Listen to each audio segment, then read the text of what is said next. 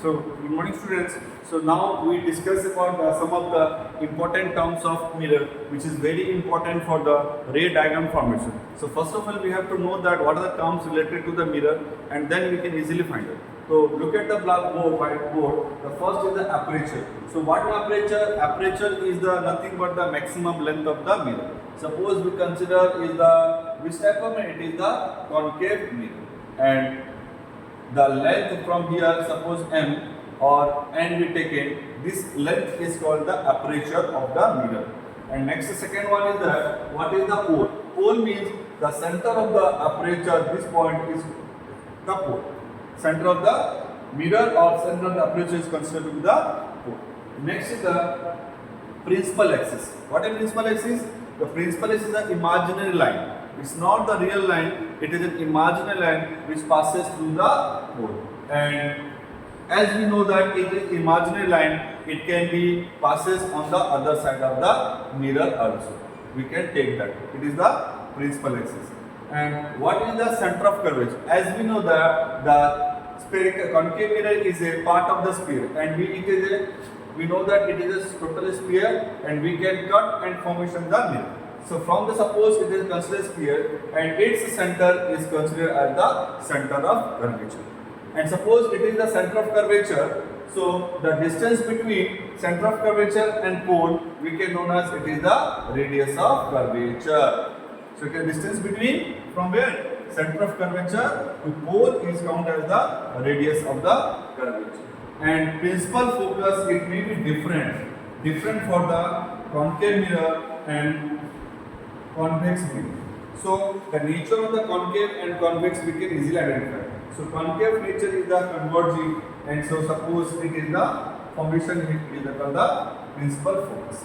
And next is the focal length. It is the distance between principal focus to the pole, and it is the symbolized. We can say that center of curvature symbol is that C, where radius of curvature symbol we are using R, and principal focus symbol is capital F, where the focal length is the capital, the symbol is the small f. So this is the important terms related to the mirror before we going for the ray diagram. So now we are formation the how the ray diagram is formed. Before that we have to know the certain rules for the ray diagram. So what are the rules? First of all, once again we can go through that. Okay.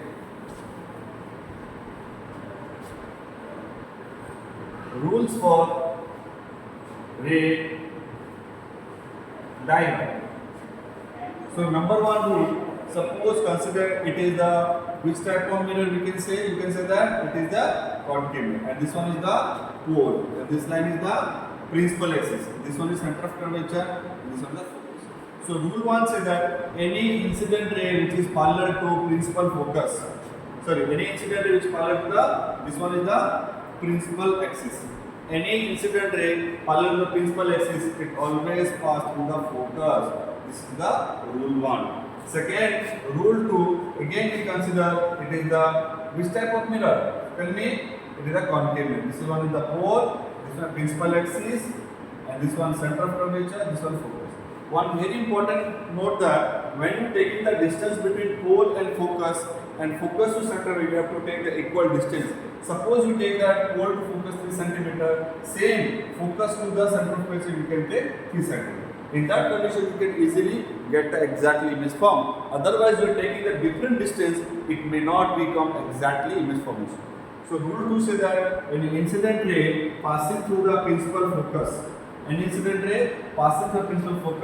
it become parallel to the principal axis.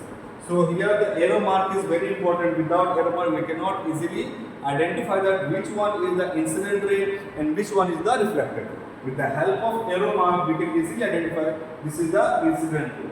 So rule 2 say that when incident ray passing through the focus, it become parallel to the principal axis. And rule 3, again we take that it is the concave mirror, and this one is the principal axis, pole, center of curvature, and focus. Rule 3 that when an incident ray passing through the center of curvature, it doesn't divert any path, it just reflects back on the same path. And fourth one is very similar, and we have already discussed in the laws of reflection. So what are the fourth one? Suppose this is the mirror, concave mirror, this is the pole, center of curvature, focus. So rule 4 said any incident ray which passes through the pole region will reflect back on the other side. It's looking like that laws of reflection. This is on the incident ray reflected. So these are the 4 basic rules we can apply formation of image. For the formation of image, you can apply any of these 2 rules to form. So one rule cannot be formed. You have to apply any of the 2 rules to form the radar. So next class we will discuss about how the image is formed by the concave mirror at different position, and also find the image formation of the convex mirror and when the object is placed at the different. So till now you have to revise the other things. So we have discussed from the 4 to 5 different classes about what is the light, what are the property of light, and laws of reflections, mirror and types of mirror, and important terms of mirror and the rules of it. So next class we can discuss about how the image is formed. Okay, thank you.